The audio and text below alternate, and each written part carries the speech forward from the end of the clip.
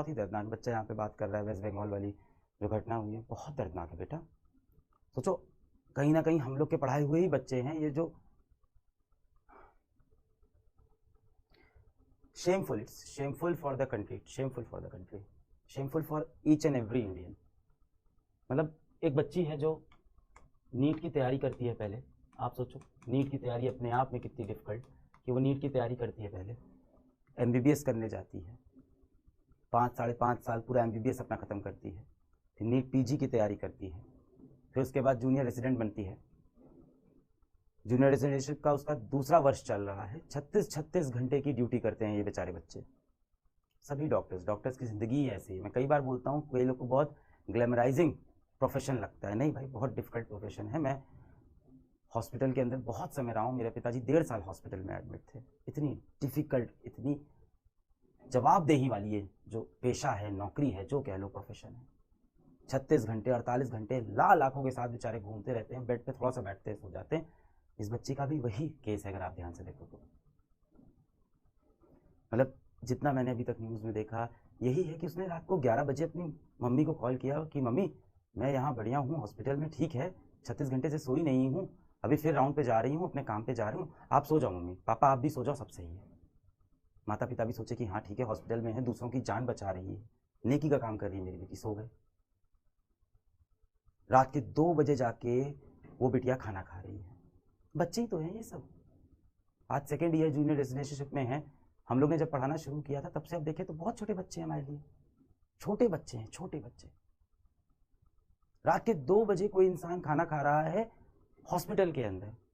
सोच रहे हैं मतलब अपने हॉस्टल भी नहीं जा पा रहे हैं वो। हम लोग तो बाहर कभी चले जाते हैं, बाहर खा लिया, कहीं कोई कैंटीन में खा रहा है, किसी की तो घर में मम्मी पापा खाना बना के दे रहे हैं भाई, रात के 9 बजे एकदम पूरी तली हुई एकदम प्लेट में, और रात को 2 बजे हॉस्पिटल में खाना खा रहे हैं, किसके बाद अभी फिर राउंड पे जाना है, और सोने के लिए वापस अपने हॉस्टल तक नहीं जा पाते ये बच्चे। इतनी टफ ये प्रोफेशन है, इतना खराब डॉक्टर टू पेशेंट रेशियो है हमारे यहाँ, इतना प्रेशर है ऐसे हॉस्पिटल्स में। वो बच्ची सोचती है कि ठीक है राउंड ले रहे हैं, कहाँ कहाँ लेट जाऊँ मैं, यहाँ कहीं कहीं छोटा सा एक बेड है, थोड़ी देर के लिए कमर सीधी कर लूँ, फिर काम करना है। पास में एक रूम है, सेमिनार रूम जैसा है, वहाँ पे उसने सोचा कि थोड़ी देर लेट जाती हूँ, और उसको बहुत सिक्योर है कि मैं हॉस्पिटल में हूँ, मैं लोगों की जान बचाने के लिए यहाँ हूँ, मैं तो इस काम से यहाँ तो मैं पूरी तरह से सुरक्षित हूँ, सेफ हूँ।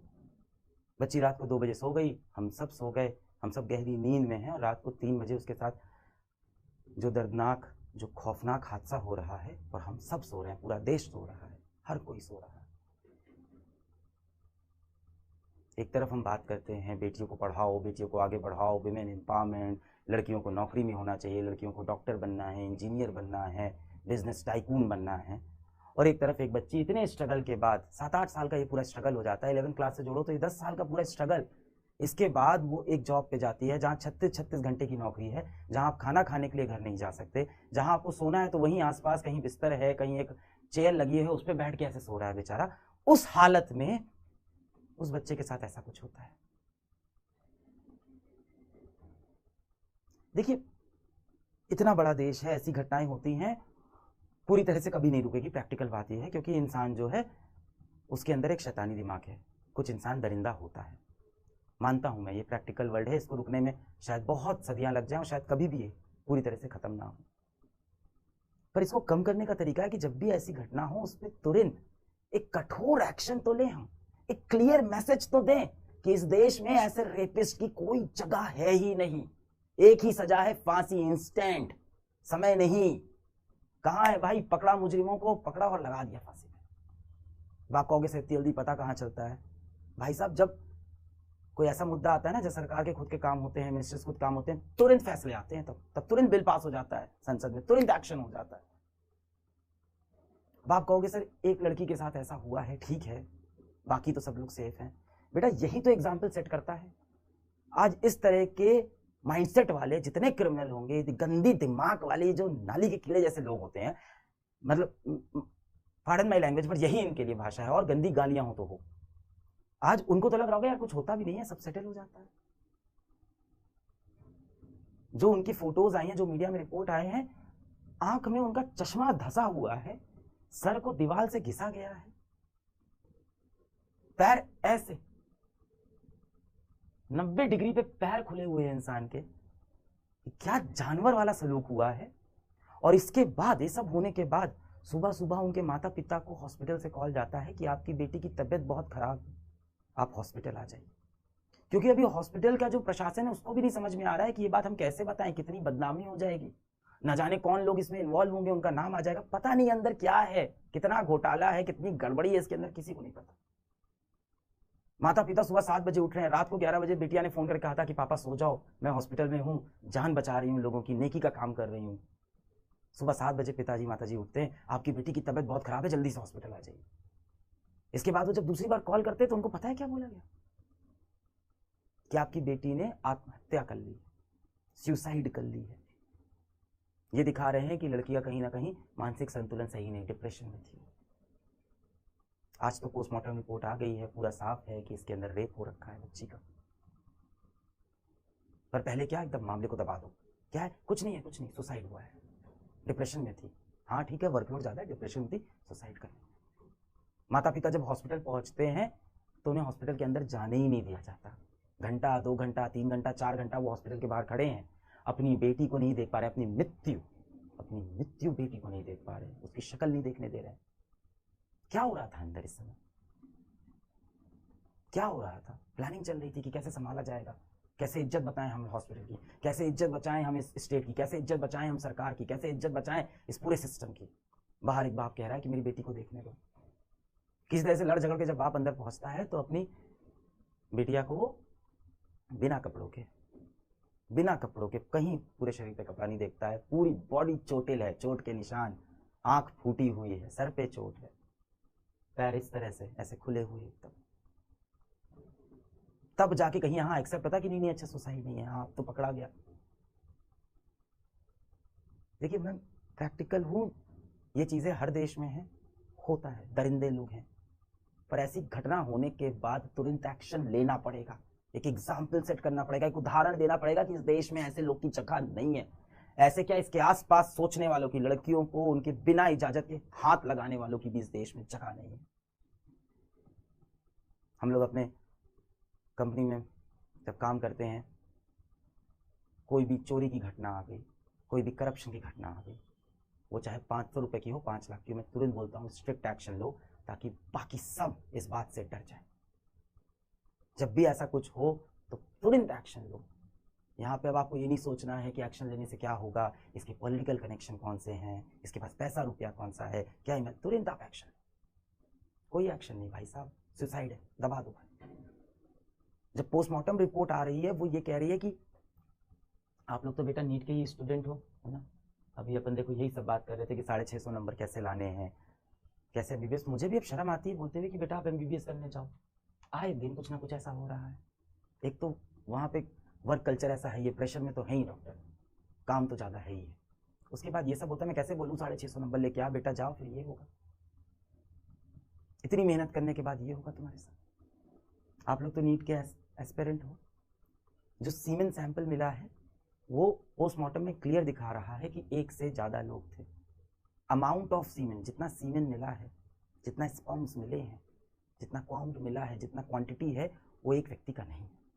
उसके बाद क्या होता है, 24 घंटे के अंदर, क्योंकि मीडिया में हाईलाइट हो गया, तो एक व्यक्ति को पकड़ा जाता है और कितनी आसानी से पुलिस कहती है कि उसके कान का एयरपॉड, ब्लूटूथ एयरपॉड है क्या है, कि उसके कान का एक ब्लूटूथ डिवाइस वहां पे वो छूट गया था, उससे वो छोड़ के चला गया था। और वो व्यक्ति की भी आप डिटेल देखो, वो 4 बजे सुबह हॉस्पिटल पहुंचा है, 4 बजे के आसपास, 6 साढ़े 6 पे जाके अपने घर में सो गया और अपना ब्लूटूथ एयरपॉड वहां पे रख के चला गया कि हमें पकड़ लेना। और पुलिस ने पकड़ा भी कैसे, कि ब्लूटूथ एयरपॉड उठाया और हॉस्पिटल के स्टाफ में सबके ब्लूटूथ ऑन कराए, देखते हैं किसके फोन से मैच करेगा। व्यक्ति तभी पकड़ा जाता है, अपना गुनाह भी कबूल कर लेता है, कहता है हाँ मैं ही था। पोस्टमार्टम रिपोर्ट अब ये साफ दिखा रही है कि 1 से ज्यादा व्यक्ति थे, और ये कह रहा है मैं ही था, यानी यहाँ भी झूठ है। क्यों ये झूठ बोल रहा है, किसने इसको प्रलोभन दिया, पैसे का दिया, धमकी दिया, क्या दिया? ये तो कह रहा है मैं ही था, अकेले था, मैंने किया, मुझे सजा भी दे दो। अब ये मुद्दा सीबीआई पे चला गया है, पर अब सीबीआई पे जाते आते इतने सबूत मिटा दिए गए हैं। जब 3 घंटे तक पिताजी अंदर नहीं आ रहे हैं, पहले बोल रहे हैं आपकी बेटी की तबीयत खराब है, फिर बोल रहे हैं आपकी बेटी ने सुसाइड किया है। जिस कॉलेज में ये हुआ है उस कॉलेज की प्रिंसिपल का बयान नहीं आया। हाई कोर्ट ने यही बोला कि भाई जिस कॉलेज में वो रखा है उस कॉलेज का जो हेड है जो उस कॉलेज का डायरेक्टर है, जो उसका प्रिंसिपल है, उसका बयान नहीं है। उस कॉलेज के प्रिंसिपल ने तुरंत रिजाइन कर दिया कि हम रिजाइन करते हैं, साफ इसको हटाओ यहाँ से। हर मुद्दे में यही होता है, टॉप पे जो होता है उसको रिजाइन करा दो। उसके बाद कहीं आसपास में उसने वापस ज्वाइन भी कर लिया है। जो एक कल्प्रिट है, अपराधी है, उसके मोबाइल फोन से डिटेल निकल आएगी, लोकेशन निकल आएगी, नहीं आ रहा है। अब सीबीआई के पास मुद्दा गया है, खींचेगा मुद्दा, चलता रहेगा। नहीं, बहुत अच्छा काम कर रहे हैं आप लोग, आवाज उठा रहे हैं। आपने ये बोला बैच के अंदर, मुझे मुझे बिल्कुल दुख नहीं है, कोई डिस्ट्रैक्शन नहीं, कोई टाइम, ये टाइम वेस्ट है। किस लिए कर रहे हैं सब पढ़ाई? ये टाइम वेस्ट है। नीट की तैयारी करके जाके ये सब वो बच्चों के साथ,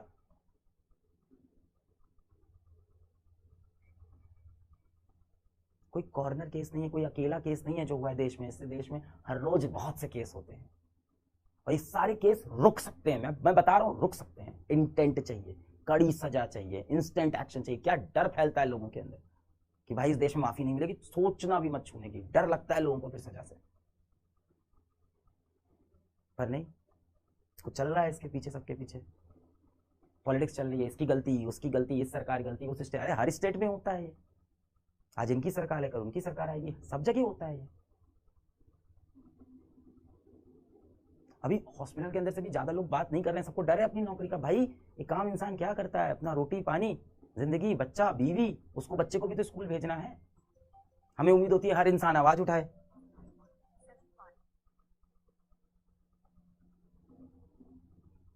हॉस्पिटल के लोग बयान देने में इसीलिए डर रहे हैं। भाई काम इंसान यही जिंदगी चाहता है, सुबह उठता है, अपना ऑफिस जाता है, अपनी बीवी को बाय बोलता है, अपने बच्चों को बोलता है कि बेटा अच्छे से स्कूल जाना, बेटा अच्छे से जाके हॉस्पिटल में काम करना, और लौट के आता है तो ये देखता है।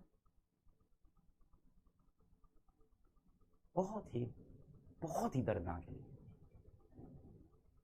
है। इसका सोल्यूशन यही है, एक्शन। अब देखो इंसाफ तो क्या मिलेगा, वो बच्ची की जो हालत है तो खत्म हो गया ना, तो उस माँ बाप को इंसाफ नहीं मिलेगा। अब जो मिनिमम हो सकता है वो यही हो सकता है कि तुरंत कड़ी सजा हो, पकड़े जाएं लोग। अगर ये गैंग रेप है तो बाकी लोग पकड़े जाएं।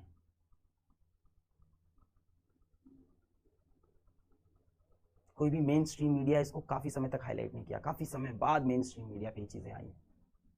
डॉक्टर्स प्रोटेस्ट कर रहे हैं, इससे भी एक अलग नुकसान है।